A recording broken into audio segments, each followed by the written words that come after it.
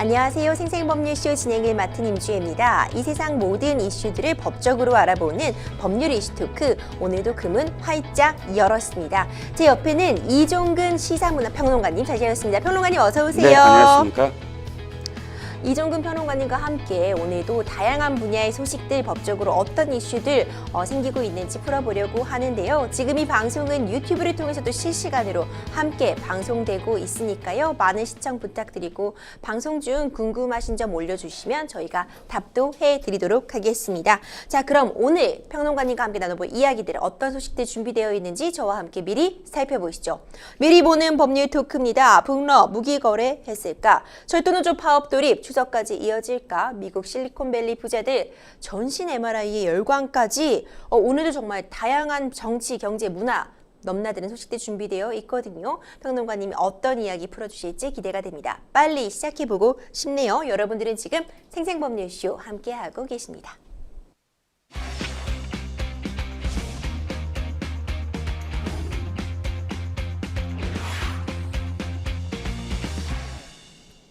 법률 이슈 토크 첫 번째 주제 바로 시작해보겠습니다. 첫 번째 이슈는 북러 무기거래 했을까 이 이야기입니다. 설마 좀 마음 조마조마하게 지켜봤던 일이 좀 현실화가 된 것 같습니다. 우크라이나 전쟁이 정말 장기화가 되면서 북한을 포탄 듯 재래식 무기가 필요한 러시아 푸틴이 위성, 미사일 관련 기술을 김정은 위원장에게 좀 협력하기로 한 것으로 전해가 지고 있습니다. 우선 눈에 띄는 일정부터 하나씩 좀 살펴보도록 하겠습니다. 회담 장소부터가 일단 우주기지였어요. 푸틴은 공개적으로 북한의 위성 개발 도울 것이다 이렇게 밝힌 거죠. 네, 그렇습니다. 지금 블라디보스토크까지 전용 열차를 타고 김정은이 달려가지 않았습니까? 네. 그런데 블라디보스토크에서 훨씬 더 떨어진 지금 보스토치니 우주기지까지 다시 이동을 한 겁니다. 회담 장소를 보스토치니로 한 것은 그만큼 우주 기술에 대해서 러시아가 우리가 이런 것을 갖고 있다, 얼마든지 도와줄 수 있다라는 그런 그 과시를 한 것이고, 또 김정은이 그만큼 우주 기술에 대해서 관심을 갖고 있다. 여기 그게 방증이 되는 것 같아요. 왜냐하면 김정은이 지금 2021년도에 5대 과업을 지시를 했어요. 그런데 가장 안 되고 있는 게 그 5대 과업 중에 우주기술이에요. 그러니까 우주 개발과 관련해서 굉장히 강조를 많이 하고 그 이전 해부터 어마어마한 그런 이 드라이브를 걸었던 것이 바로 우주기술이거든요. 그래서 올해 정찰 위성을 꼭 성공시키려고 했어요. 네. 그러니까 그 북한 주민들에게 그렇게 많이 자랑을 했거든요. 우리가 우주 개발에 이만큼 성과를 보이고 있다. 내고 있다. 그런데 정찰 위성 2차례나 실패를 했지 않습니까? 네, 그렇죠. 지금 김정은 위원장으로서는 여러 가지 어떤 협력을 바라겠지만 또 우주 기술도 아주 절박한 어떤 상황. 그래서 푸틴이 3번이나 우주 기술에 대해서 협력할 수 있다라는 그런 말을 했던 게 바로 김정은의 5대 가옥을 정확하게 지금 꿰뚫고 있어서 그런 말을 했던 것으로 보입니다. 이제 무엇보다 이제 무기 거래 그래서 성사가 됐냐 마냐 이게 가장 큰 관심사였는데요. 앞서 크렘린궁 대변인이 북러 정상회담에서 민감한 현안도 다뤄질 것이라고 말하기도 했는데 아직까지 어떤 구체적인 내용이 전달된 바는 없는 거죠. 네, 그렇습니다. 좀 애매해요. 모호합니다. 모호할 수밖에 없을 거예요. 왜냐하면 이 무기 거래를 우리가 자랑스럽게 우리는 이렇게 했다라고 하는 순간 공식적으로 유엔 안보리 결의를 공개적으로 깬 셈이 되거든요. 그래서 이 표현 자체가 굉장히 모호한 상태로 지금 계속 가고 있어요. 보면 일단 시작하기 전에는 여러 가지 어떤 전략적 협력 관계를 할 것이다라고 이렇게 표현을 했지만 그러나 상황을 굉장히 관리하는 듯 보입니다. 대통령실인 크렘린궁 대변인에 의하면 이런 어떤 민감한 문제, 특히나 이제 실제로 북한 군인을 우크라이나 전에 배치할 것인가 여기까지 이제 기자들이 물어봤는데 거기에 대해서 전혀 그렇지 않다. 양국 관계 발전에 대해서 얘기했다라고 연막을 이렇게 펼치는 것 같은 그런 멘트를 표현을 했습니다. 일단 우주개발과 관련해서는 확실하게 계속 표현을 하고 있는데 그러나 한 가지 조건처럼 이렇게 얘기를 해요. 그러니까 유엔 특히나 이제 국제 관계 속에서의 특정한 어떤 제약 그런 이 유엔 제재에 저촉되지 않는 범위 내에서 얼마든지 협력을 한다. 이런 어떤 표현도 썼거든요. 그러니까 일관되게 어떤 흐름을 이야기하자면 양국 간에 필요한 것들을 지금 얼마든지 협력 관계를 이렇게 서로 약속을 할 수 있지만 그럼에도 불구하고 이것이 국제 제재에 어떤 영향을 미칠지에 대해서도 충분히 신경을 쓰면서 아직은 정확하게 무기거래를 했다라고 이야기하지는 않고 있는 그런 상황으로 보입니다. 그렇군요. 사실 다수의 유엔 안전보장이사회 결의안이 북한과의 무기 거래와 군사 기술 지원을 전면 금지하고 있는데 이런 가운데 무기 거래가 현실화하면 안보리가 주도해온 대북 제재 체계가 무력화되는 거 아닌가 이런 우려도 되는데요. 네, 그렇습니다. 당연히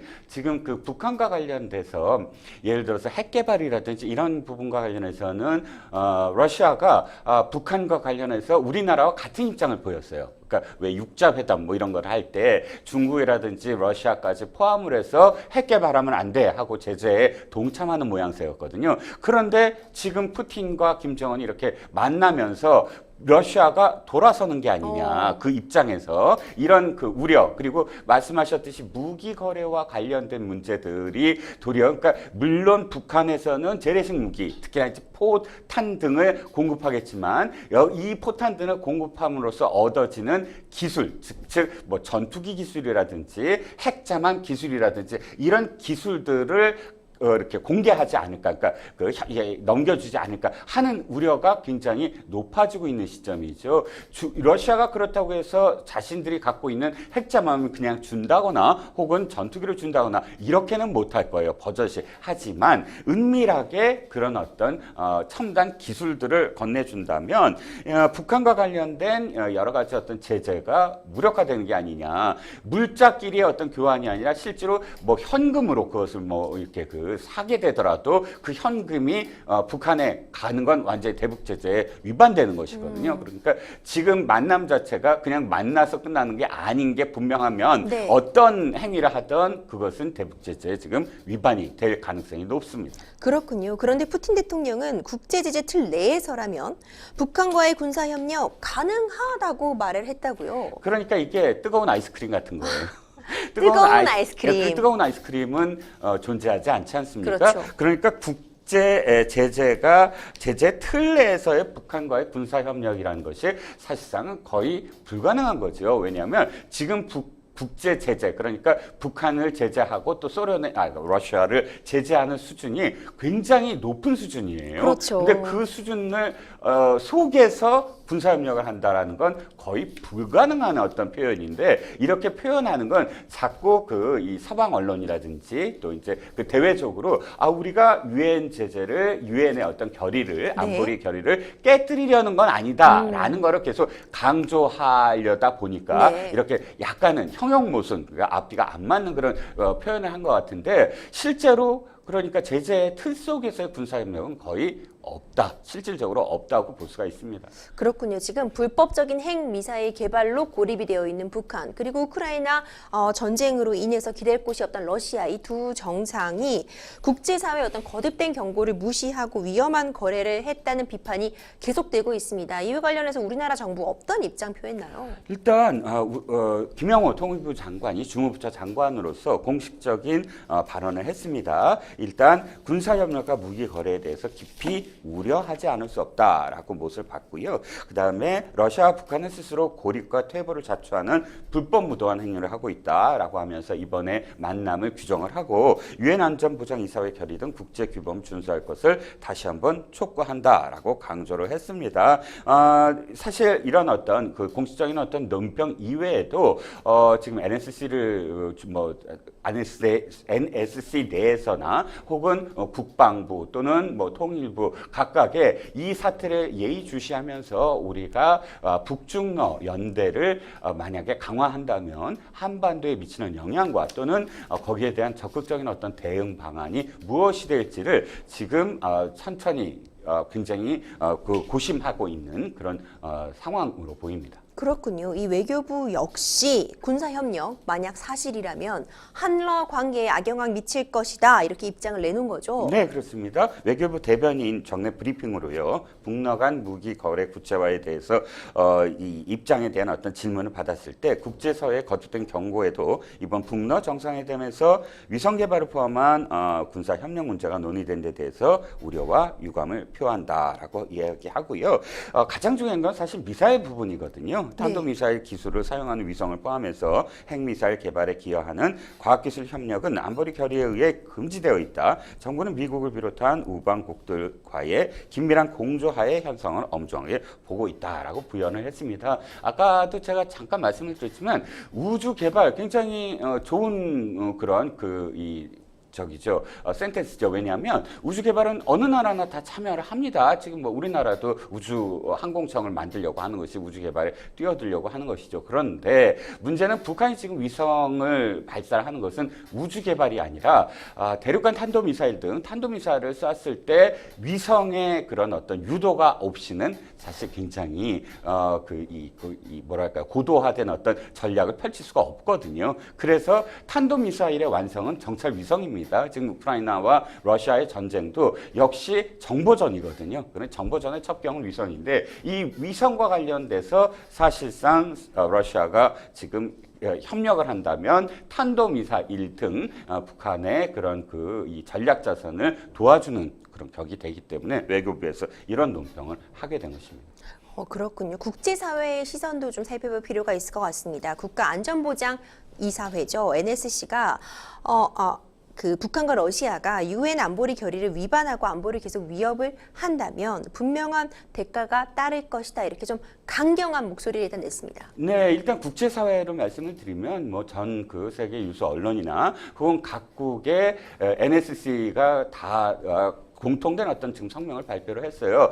두 왕따 국가, 진짜 미국이라든지 미국 국무부 대변인 그런 논평에 왕따, 불황아 이런 식의 표현은 잘 안 쓰잖아요. 안 쓰죠. 러시아나 북한이나 중국은 또 몰라도. 네. 근데 두 왕따 국가들의 만남 이런 식으로 표현을 할 정도로 극도로 이번 사태에 대해서 이번 만남에 대해서 굉장히 우려를 표명하고 있는 거예요. 물론 나토 국가인 EU 국가들도 역시 마찬가지로 한 목소리를 하고 있습니다. 그렇지 않아도 러시아가 지금 굉장히 불리한 형국이거든요. 우크라이나에 전에서 지금 우크라이나가 반격을 개시하고 있고 러시아가 그거를 방어하고 있는 상황인데 여기에 또다시 이 전선을 계속하게 만드는 또는 러시아가 다시 우크라이나 전에서 승기를 잡아나가는 그런 계기가 혹시 북한의 무기 거래로서 이루어지지 않을까 하는 게 서방 국가의 지금 공통된 우려입니다. 서방 국가 입장에서는 우크라이나 전이 이렇게 지속전이 되는 걸 원하지 않거든요. 그렇죠. 그러니까 전부 한 목소리로 지금 이게 안보를 위협한다면 대가를 치를 것이다라고 이야기했고 우리나라의 국가안전보장회의 NSC도 역시 조태용 국가안보실장 주재로 NSC를 열었고 그래서 논의가 충분히 이루어졌으며 또 북한과 러시아가 지금 국제 제재가 부과하고 있는 금지 의무를 준수해야 할 것이라고 촉구했습니다.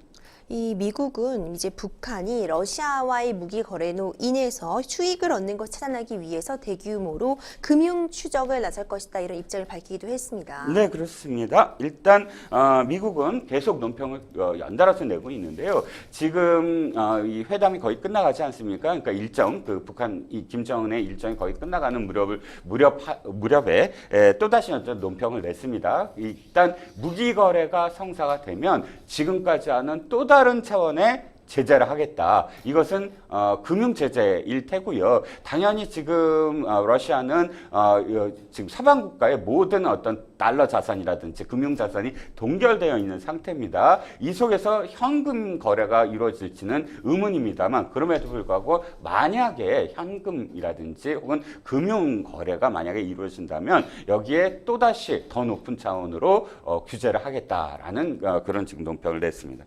일본 언론도 강한 비판을 거듭하고 있는데 북한과 러시아가 함께 고립을 자초하고 있다 이런 논평을 냈더라고요. 그렇지요. 일본 입장에서는 이제 대러시아 또는 대북한과의 지금 군사적인 그런 그 위험이 그렇죠. 고도화되고 있다라고 여길 수밖에 없고요. 일본이 실질적으로 러시아와 영토 분쟁을 하고 있지 않습니까? 네. 이런 속에서 러시아가 어쨌든 좀 더 이런 어떤 무기 거래로 인해서 러시아의 어떤 위협도 생각을 하지 않을 수 없고 또 북한입니다. 아까 탄도미사일 말씀을 드렸지만 실제로 러시아의 두 가지의 어떤 지금 이 정보가 들어간다면 또는 기술이 들어간다면 굉장히 위험한 상황이다. 첫 번째는 아까 위성 말씀을 드렸으니까요. 두 번째는 잠수함입니다. 잠수함. 지금 현재 단계에서 탄도미사일이라든지 혹은 북한의 고도화된 어떤 전략 자산은 현재 수준에서는 어쨌든 이렇게 요격을 한다든지 가능한 수준인데 여기에 만약에 잠수함이 등장을 한다. 지금보다 더 고도화된 어떤 잠수함을 동해에 발진을 시킨다 한다면 잠수함을 사실상 포착하는 데는 굉장히 어려움이 있습니다. 더군다나 그러니까 핵잠수함을 말씀드리는 겁니다. 한번 바다에 들어가면 오랫동안 나오지도 않고요. 뭐 소나라든지 여러 가지 어떤 그런 이 통신으로서 잡아내려고 해도 참 어려운 것이 핵잠수함인데 핵잠수함이 소리 없이 인근에 가서 미사일을 지금 발사한다 그러면 요격하기가 굉장히 힘들어지거든요. 그렇기 때문에 일본도 역시 아까 말씀드린 대로 여러 언론의 어떤 사설을 통해서 러시아 어떤 상황에 대해서 진단을 하면서 절대 이 일본 정부라든지 또는 뭐 한미일 이 3국의 어떤 연대를 강조하고 절대 북한과 러시아의 어떤 그런 지금 무기 거래를 좌시하고만 있지는 않겠다라는 그런 입장을 보이고 있습니다. 그럼 애초에 이 두 정상의 만남에 대해서 서방 주요 언론과 전문가들은 사실 냉담한 반응 보였잖아요.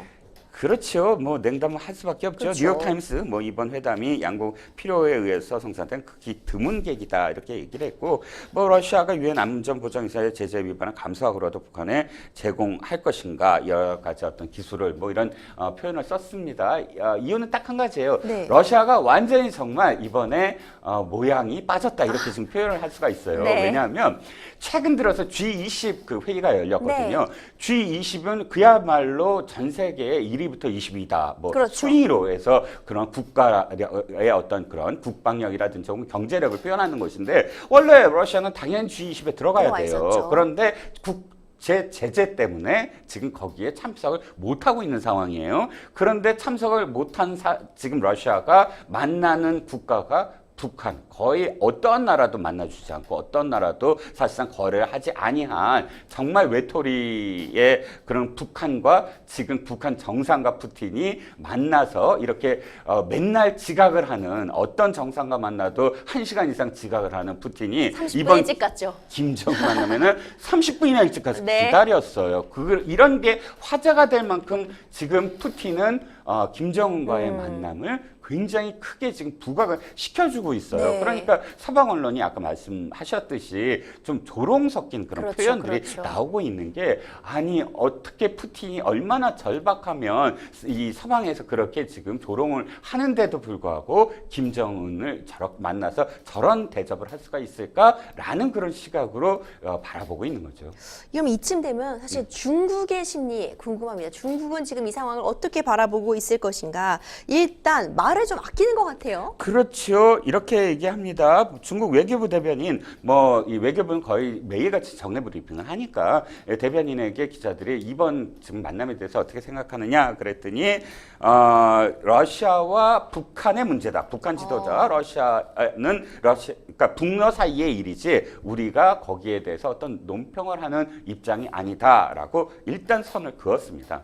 그렇군요. 영국의 한 일간지에서는요, 북한이 옛 소련제 무기를 일단 대거 제공을 함으로써 러시아가 일단 우크라이나 전쟁의 패배를 막는 게 중국한테는 유리한 결과일 것이다. 또 이런 논평을 하기도 했는데 평론가님 어떻게 보세요? 이 중국의 속내는? 자, 중국의 속내, 지금 이 영국 쪽 그 일간지의 그 표현을 먼저 말씀을 드리면, 이 일간지는 이렇게 생각을 한 거예요. 러시아와 우크라이나 전에서 러시아가 만약에 대패를 했다, 지면 중국은 뭐가 문제냐면 대만을 침략하는 데, 대만을 어쨌든 침공하는 데 있어서 주저할 수밖에 없어요. 왜냐하면 러시아가 저렇게 졌을 때 중국은 입장이 굉장히 묘해집니다. 군사 기술 때문에 그래요. 첫 번째는 중국이 갖고 있는 거의 모든 무기가 지금 러시아로부터 들어오거나 혹은 러시아제를 개조한 것들이에요. 그런데 실제로 러시아와 우크라이나 전에서 러시아가 패배하게 되면 러시아의 무기 체계가 문제가 있다라는 게 드러나게 되는 셈이거든요. 그러면 중국은 지금 뭐 항공모함이 2대다 또는 뭐 지금 탱크가 몇 대다 뭐 이런 실제로 숫자에 있어서는 예를 들어서 해군도 그렇고 미국을 추월한 부분도 있어요. 그런데 진짜 실체는 무엇이냐? 그 실체가 지금 러시아와 우크라이나 전에서 드러나는 가능성이 크거든요. 그랬을 때 일단 그러니까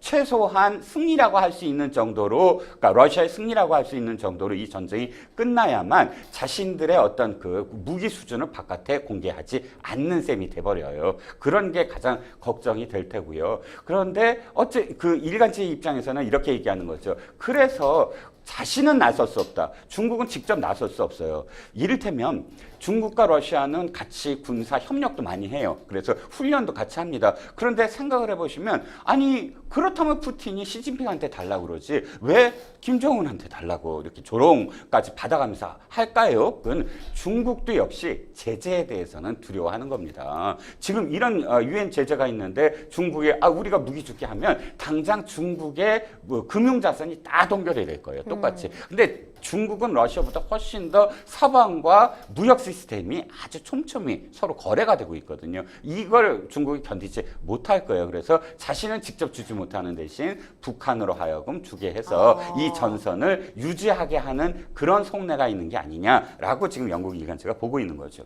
그렇죠. 이 정치권 얘기를 안 해볼 수가 없는데 북한과 러시아가 정상회담을 통해 전쟁 물자 지원, 뭐 군사기술 협력을 논의한 것과 관련해서 우려의 뜻을 당연히 전하면서요. 한 목소리로 규탄을 했습니다. 하지만 북러 밀착 행보의 원인을 놓고 또 날선 공방을 이어가고 있는데 우선 국민의힘 쪽에서는 북한이 러시아와 군사협력을 운운할 여력을 만들어준 건 또 문재인 정부다. 또 이런 반박을 했습니다. 그렇습니다. 문재인 정부라고 지금 탓을 하는 가장 큰 이유는 그러니까 국민의힘 입장에서 문재인 정부가 평화회담이라는 명목으로 북한의 고도화된 어떤 그런 이 전략 자산을 더 고도화하는데 도움을 줬으면 도움을 줬지 그것을 규제하거나 멈추게 하지 못했다라는 것을 지적을 하고 있는 거예요. 그래서 북한으로 하여금 러시아와 이렇게 무기 거래를 할 수 있을 정도로 북한의 어떤 군수 물자나 혹은 군사력이 커진 건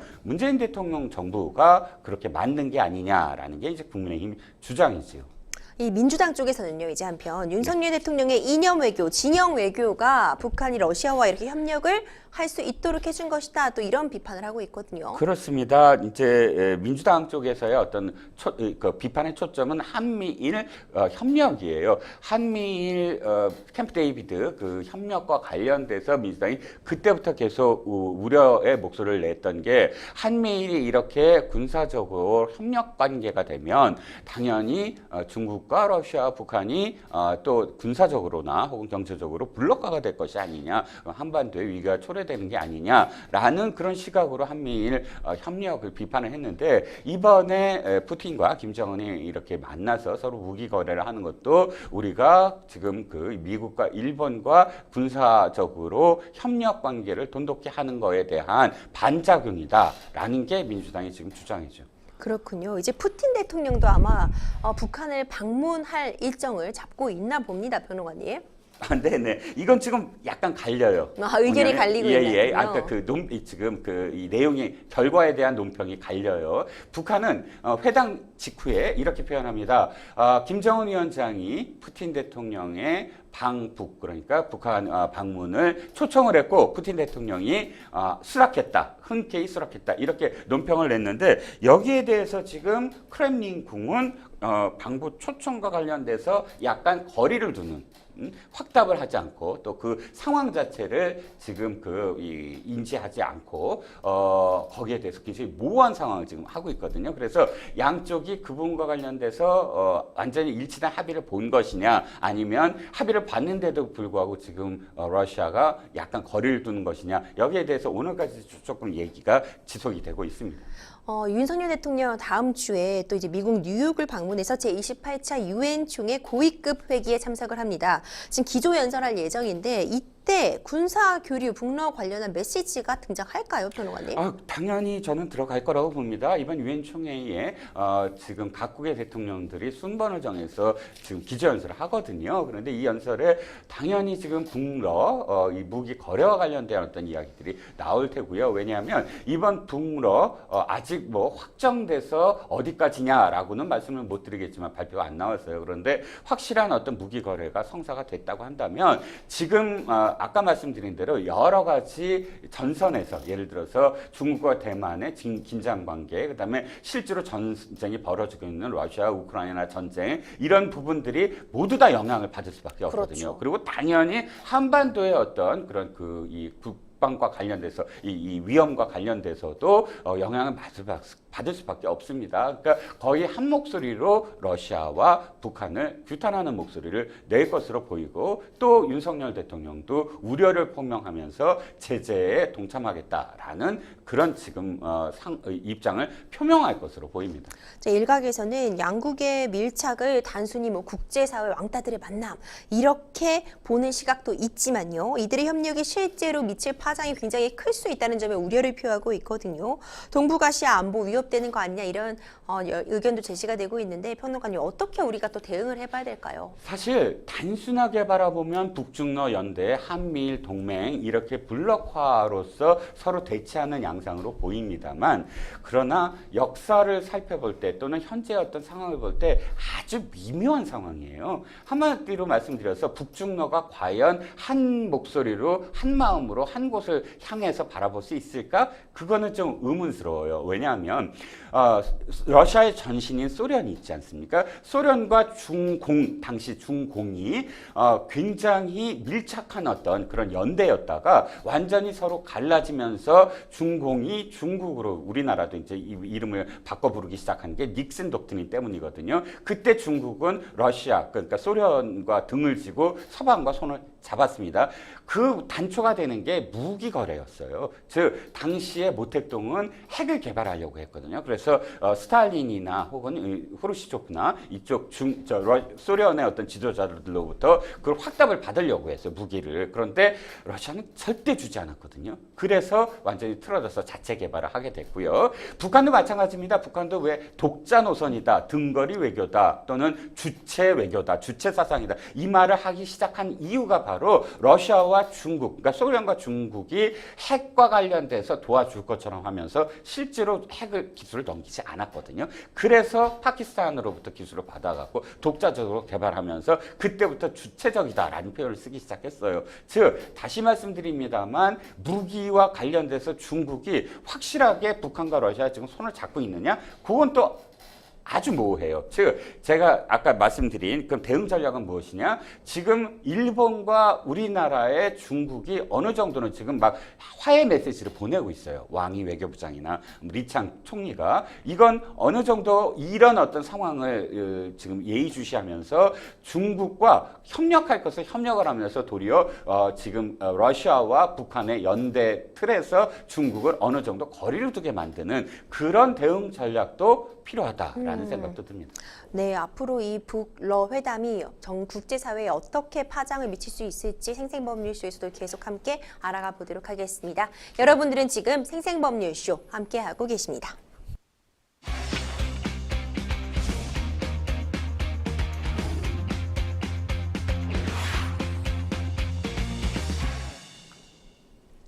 법률 리스토크 이번 주제는 철도 노조 파업 돌입입니다. 추석을 앞두고 있어서 좀 걱정이 커지고 있는데요. 철도 노조가 수서행 KTX 투입 등 공공철도 확대와 4조 2교대 전면 시행을 요구하면서 어제부터 18일까지 나흘 동안 총파업 들어갔습니다. 노조 측이 지금 요구하고 있는 대립되는 지점이 어딘지부터 좀 짚어보죠, 평론가님. 네, 그렇습니다.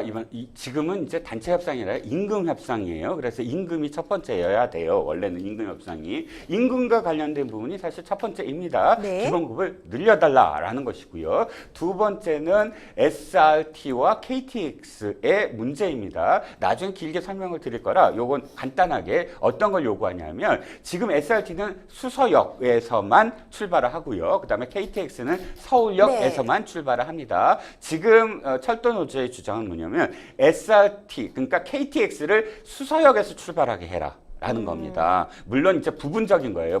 부산행과 관련된 부분에서 KTX도 함께 출발할 수 있게 해라고 하는 건데 이건 뭐 뿌리 깊은 민영화 논란입니다. 뭐 설명을 나중에 드릴게요. 그리고 세 번째가 말씀하셨듯이 4조 2교대제입니다. 이 부분은 어떤 거냐면 현재 시범 운행이다. 그러니까 전면 시행은 아니에요. 이미 2020년도에 노사가 지금 협상을 해서 이 4조 2교대제 그러니까 4조를 통해서 12시간, 12시간씩 일하고 그다음에 놀고 하는 것을 돌아가는데 지금 전체적으로는 3조 2교대제로 되어 있어요. 그러니까 부분적으로만 4조 2교대제를 하는데 이걸 전면적으로 모두 다 3조 2교대제를 폐지하고 다 4조 2교대제를 해라. 이 세 가지 요구를 하고 있는 겁니다. 그렇군요. 이제 이와 관련해서 무엇보다도 시민들의 불편이 크지 않을까 우려가 되었는데 파업 첫날인 어제 운행률은 좀 어땠나요, 평론가님? 네, 평소에 76.4%였습니다. 어저께 오후 3시 기준이었고요.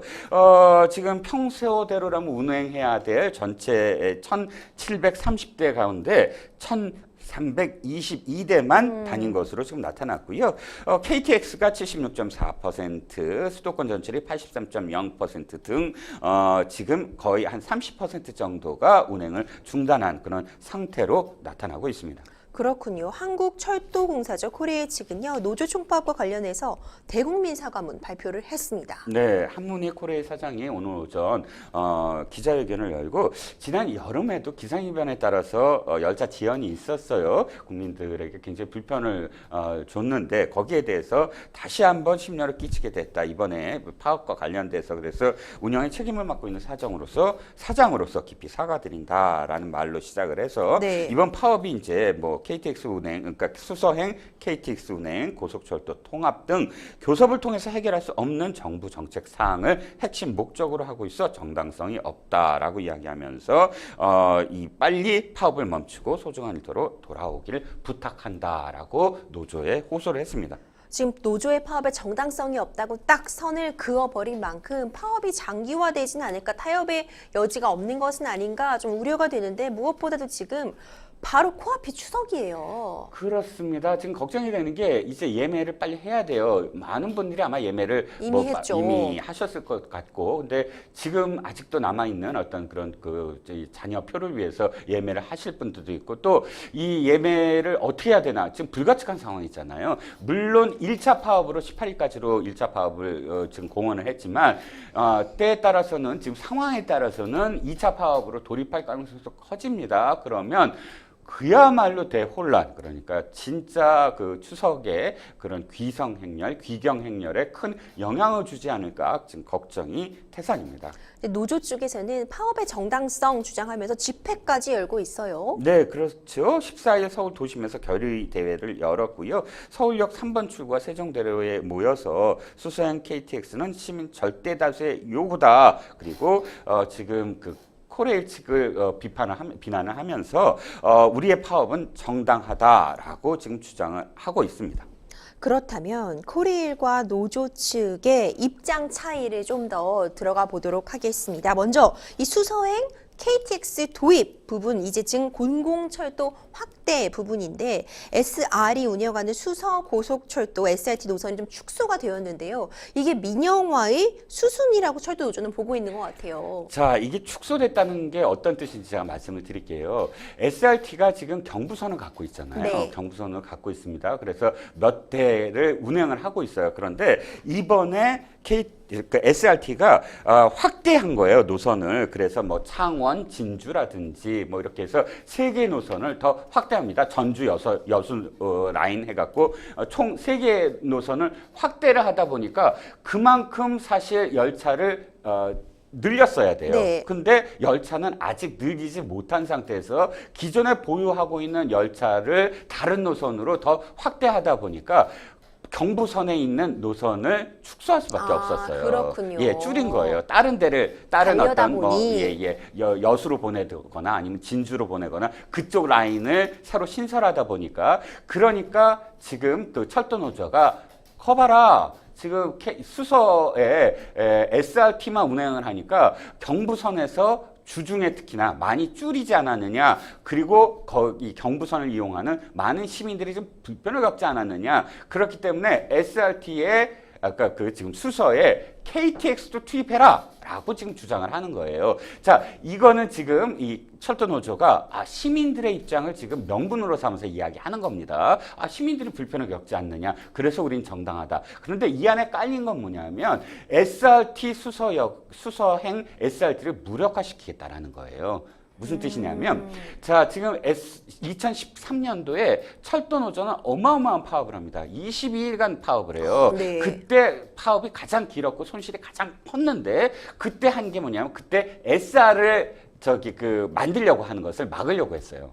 SR, 그러니까 수서행 SRT를 운영하는 회사, 자회사를 만들지 마라. 그건 민영화다라는 거예요. KTX, 그러니까 지금 철도에서 기존에 하던 대로 해라. 네네. 이게 주장인데, 그때 그걸 막으려고 했던 게 새로운 자회사를 통해서 그렇게 운영을 하면 어떻게 됐냐? 궁극적으로는 민영화가 된다라는 거예요. 그러니까 민영화가 될 수 없다. 철도는 공공재다라고 네. 하면서 그것을 방해를 막으려고 했다가 못 막았잖아요. 네. 어쨌든 SR 생겨났습니다. 이번에 그러니까 이 경부선이 축소되니까 다시 그것을 부각을 시키면서 거봐라, 민영화를 지금 하려고 했던 건데 KTX를 거기다 넣어라라는 겁니다. 만약에 수서역에 KTX를 넣게 되면 이게 여러 가지가 다시 바뀌어야 돼요. SRT와 KTX는 운임료가 달라요. 네. 서로 다른 거를 한 역에서 한꺼번에 지금 운행할 수 없잖아요. 그럼 그게 통일이 돼야 돼요. 통일이 돼야 되고 여러 가지의 어떤 문제들을 전부 다 다시 만든다면 원점이 돼요. 그러니까 SR이라는 회사가 무력화가 돼요. KTX가 아까 그래서 철도 노조가 궁극적으로 주장하는 건 뭐냐면 민영화를 막겠다. 이 얘기는 뭐냐면 SR을 지금 무력화시키겠다. 이게 지금 철도 노조의 셈법이죠. 그렇군요. 또 노조는요, 연속 이틀 야간 근무를 막으려면 4조 2교대가 전명시는데 이렇게 요구를 하고 있는데 4조 2교대 이건 어떤 식의 방식인 걸까요? 아까 제가 잠깐 말씀을 드렸지만 4개 조를 만들고요. 그 다음에 2교대제를 하는 겁니다. 무슨 뜻이냐면 12시간씩 일하는 거예요. 네. 12시간 일하고 다른 조가 12시간 일하고 다른 조가 12시간 일하고 이렇게 돌아가면서 4조가 돌아가서 쉴 수 있는 어떤 공간을 계속 마련해 주는 것이고 지금은 3조 2교대제가 전체적으로는 시행되고 있어요. 그래서 3조 2교대제보다 4조 2교대제가 훨씬 더 안전하다라는 게 이제 노조의 주장이고 이 부분은 사실 큰 쟁점은 아니라고 봅니다. 왜냐하면 2020년도에 이 4조 2교대제를 했어요. 서로 약속을 했어요. 협상 타결을 했어요. 단지 이제 시범적으로 일단 해보자, 네. 시행해보자라는 상태인데 전면 시행에 돌입하자라고 이제 주장을 하는 건 크게 이견이 있거나 뭐 그럴 가능성이 없어 보여서 이 부분은 그래도 그나마 서로 협상의 여지는 있는 그런 지금 안건으로 보입니다. 그렇군요. 여전히 또 이제 임금 부분도 쟁점이 되고 있는데 이제 각을 세우고 있는 부분입니다. 임금 부분에 있어서 기본급을 놓고 좀 충돌이 있는 것 같더라고요. 네, 그렇습니다. 월 29만 2천 원 정액 인상을 요구하고 있는데 사측은 이제 이렇게 되면 932억 원의 소요 재산 뭐 추가로 재원이 지금 필요하다. 현재 어떤 재무 여건 아시다시피 지금 철도는 지금은 어마어마한 적자입니다. 매일같이 이자만 뭐 10억 원이 넘어요. 이런 상황이니까 이렇게 과도하게 올릴 수는 없는 것이다라는 게 이제 코레일의 어떤 주장이고요. 조금 더 이걸 들여다보면 사실 철도 노조가 매년 파업을 해요. 거의 또는 파업을 실제로 하기보다 이제 협상 결렬이 꽤 오래되는 경우도 있고요. 그러니까 2019년도에 파업을 하고 지금 4년 만이긴 한데 이걸 보셔야 될 것 같아요. 어차피 지금 SR은 출범을 했고 민영화는 아니다라고 선을 긋고는 있는 상태이고 이러다 보니까 민영화다라고 해서 이것을 파업을 그 명분을 삼으면서 사실은 임금 인상에 어떤 초점을 두는 게 아니냐. 그러니까 임금 인상에 어느 정도의 어떤 여지가 있다면 파업도 중단될 수 있는 여지가 있는 게 아니냐. 세 가지 중에 가장 핵심적인 게 철도 노조는 임금 인상분, 그러니까 얼만큼 인상하느냐 여기에 초점이 맞춰진 게 아니냐 하는 겁니다. 아까 제가 처음 시작할 때 단체 협상이 아니고 임금 협상이라고 말씀을 드린 것도 근로 조건이나 혹은 임금과 관련된 부분이 아니라면 파업이 불법 파업이 되거든요. 그렇기 때문에 어쨌든 임금 부분을 어떻게 협상하느냐에 따라서 사실상 이 파업이 타결될 가능성도 여지가 있다는 겁니다. 왜냐하면 KTX를 수서에 투입하는 건 아까도 말씀드렸지만 엄청난 많은 또 이 제도가 바뀌어야 돼요. 운임 통이 쉽지 않거든요. 그렇죠. 예. 좀 파업이 장기화될까 그런 부분이 제가 좀 걱정이 되거든요.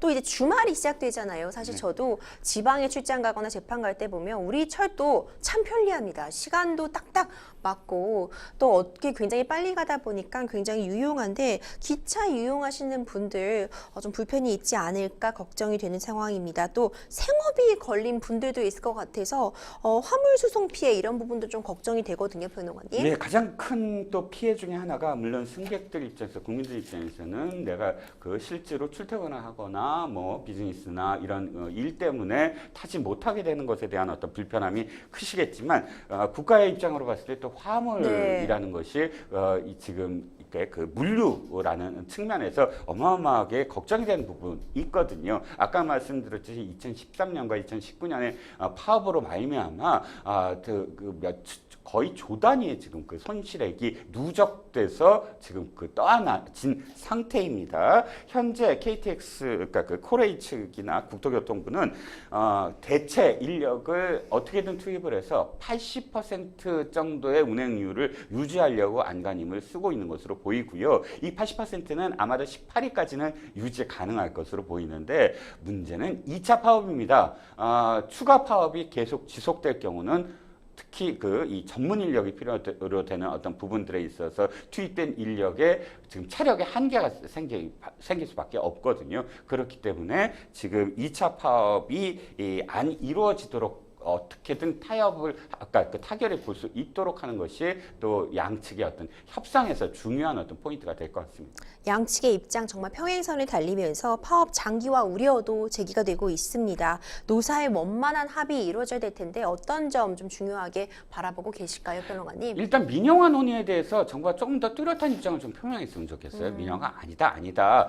물론 민영화가 뚜렷하게 지금 민간에 뭐 예를 들어서 SR을 매각한다든지 이런 움직임은 안 보여요. SR은 어쨌든 지금 철도의 그러니까 코레일의 자회사거든요. 지금 이 부분은 박근혜 대통령 시절에 경쟁 체제를 해야 발전을 한다. 그리고 전체적인 어떤 그 누적 적자를 분명히 메워야 한다. 이 눈덩이처럼 계속 불어나는 철도 산업의 누적 적자는 끝내 우리 전체적인 어떤 그런 그 국가 그 채무에 영향을 줄 수밖에 없거든요. 그래서 시행된 게 경쟁 체제입니다. 그러니까 거기에 따라서 지금 SR이라는 그런 그 또 다른 자회사를 만들어서 서로 경쟁을 하고 그럼에 따라서 운임이라든지 또는 뭐 누적 적자를 메운다든지 이런 부분들을 해결하려고 하는 것인데 지금 철도 노조가 우려하고 있듯이 민영화로 간다라고 계속하면서 이 언제나 파업의 명분이 그것부터 출발하거든요. 그렇다면 정부가 예를 들어서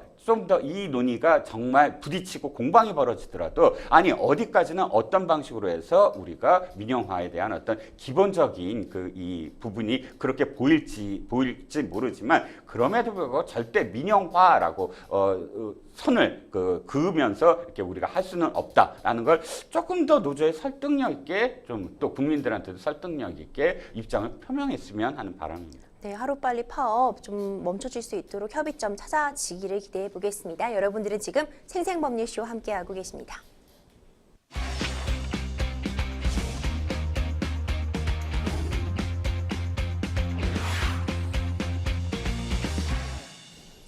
법률이슈 토크 세 번째 주제 바로 시작해봅니다. 미국 실리콘밸리의 부자들 전신 MRI의 열광입니다. 분위기 좀 바꿔보도록 할게요. 이게 무슨 얘기인고 하니 미국 실리콘밸리 부유층 사이에서요. 아주 고가의 전신 자기 공명 영상장치 MRI라고 하죠. 우리는 MRI 검진이 좀 유행처럼 번지고 있다고 하니 어떤 내용인가요? 네, 앵커께서도 아마 MRI 한번 받아보셨죠? 아니 아직 MRI 좀 안 해봤어요. 그러면 굉장히 다행입니다. CT나 MRI를 촬영하는 건 우리가 미세한 부분을 제대로 지금 파악을 그렇죠. 못하니까 꼭 필요한 거죠. 꼭 그걸 받음으로써 이렇게 이 정기 검진에서 못 발견하는 그런 건강 이상을 발견해낼 수 있는 것이거든요. 그런데 지금 저희가 대화를 나누듯이 이것이 정말 필요할 때 받는 그렇죠. 것으로 우리는 인식을 하고 그렇죠. 있는데 이 지금 그 소식은 뭐냐면 자기 공명 영상 장치 MRI를 일단 자신이 어떤 건강 이상이 전혀 없는데도 불구하고 네. 미리미리 받겠다라는 겁니다. 그러니까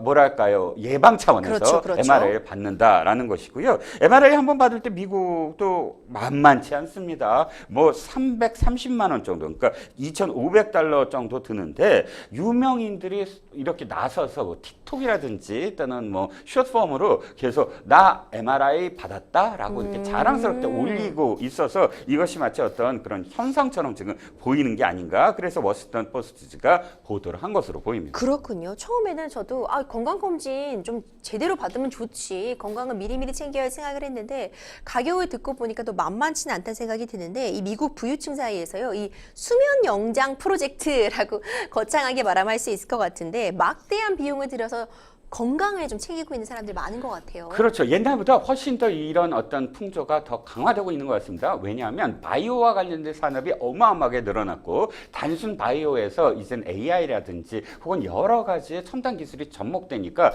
자기가 원하는 것에 대한 어떤 답이 바로바로 나올 수 있는 그런 그 분야들이 많이 늘어났어요. 그러다 보니까 만족도가 늘어나기 시작하니까 여기다 돈을 쏟아 부어도 되겠다 하고 아예 하나의 어떤 뭐 취미라고 하면 좀 이상하지만 상당히 많은 돈을 들여서 뭐 의학 쇼핑 같은 거 있지 않습니까? 의료계 쇼핑. 그러니까 그렇게까지 많이 몸에 이상이 없는데도 불구하고 점점 더 입이 인후를 볼까? 이번에는 무엇을 볼까? 하면서 이렇게 이 많은 돈들을 쏟아붓고 있다고 합니다. 그렇군요. 사실 100세 시대다, 120세 시대다 하잖아요. 건강하게 살고 싶은 마음은 이해하지만 과도한 건강 관리는 또 물음표인 상황입니다. 평론가님께서는 건강 어떻게 챙기고 계세요? 건강을 잘 안 챙겨서 문제입니다. 안 되죠. 아니 제가 너무 이렇게 스스로 좀 자신감이 있다 보니까 도리어 저는 둔감증이 조금 있는 것 같아요. 염려증보다는 오히려 둔감증. 둔감증. 근데 사실 뭐든지 다 과유불급입니다. 너무 둔감해도 문제지만 너무 염려해도 문제거든요. 맞아요. 저는 조금 더 염려해야 되는 어떤 지금 상황이고 또 지금 우리가 소개하고 있는 그런 의학 쇼핑까지 하고 있는 분들은 사실은 좀 더 둔감해져야 된다라는 생각도 듭니다. 맞아요. 건강 염려증이 가장 건강에 치명적이다, 이런 얘기를 의사 선생님이 하시는 것도 제가 들었는데, 그러니까 뭐 기침이 잦으면 나 지금 폐에 이상이 있나 이런 생각이 들고, 등이 아프면 등이 그렇죠. 아프면은 췌장이 안 좋은 거라던데, 이렇게 염려하시는 분들 마음도 또 충분히 공감은 하지만 네. 너무 또 걱정하는 거는 오히려 더 정신 건강에 안 좋을 것 같아요. 염려증, 건강 염려증은 다양한 유형들이 있다면서요, 변호사님? 네, 다양한 유형이 있습니다. 예를 들어서 이거를 질병 불안 장애라고 하는데요. 이 장애가 있는 사람들은 지나치게 의료적 돌봄 서비스를 원한다거나 또 극도로 회피한다거나 해서 적기에 받아야 되는데 적기에 도리어 이런 어떤 의료 서비스를 받지 못한다거나 혹은 의료 불신증으로 번져요. 왜냐하면 이것이 너무 건강을 염려하다 보니까 너무나 많은 정보들을 흡수하는 거예요. 그렇죠. 그러다 보니까 내가 의사보다 더 많이 한다는 착각을 해요. 거죠. 그래서 병원에 가서 의사가 내가 원하는 답이 나오지 않는다면 막 의학 지식을 뽐내면서 막 이야기하면서 당신이 틀렸다라고 공박을 하고 또 다른 어떤 병원으로 찾아가고, 이것이 이제 건강염려증의 또 다른 유형이거든요. 그래서 의사를 도리어 신뢰하지 않을 정도로 흔한 어떤 의료계 정보를 너무 맹신하는, 그것도 사실상 굉장히 문제가 될 수 위험합니다. 있겠네요. 네네. 평론가님, 지난해 전 세계 인구가 80억 명 넘었습니다. 최근 이 수십 년 동안 인류는 가장 높은 영양 상태, 주거 환경, 교육 수준 누리고 있다고 하고 있고, 불과 한 세기 만에 평균 수명이 2배 이상 늘었다고 하는데요. 어떻게 보고 계세요?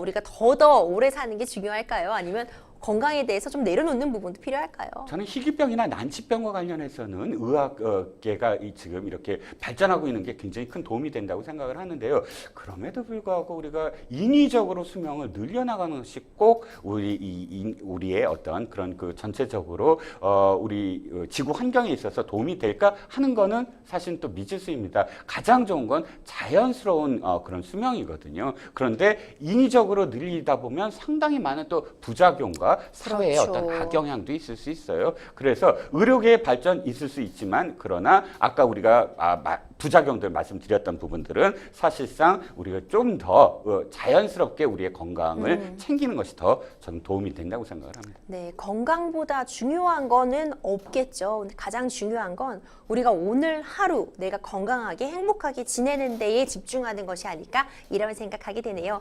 생생법률쇼 오늘 준비한 내용 여기까지입니다. 오늘도 함께해 주신 이종근 평론가님 고생 많으셨습니다. 감사합니다. 감사합니다. 저희가 준비한 소식은 여기까지입니다. 시청해 주신 여러분 감사합니다.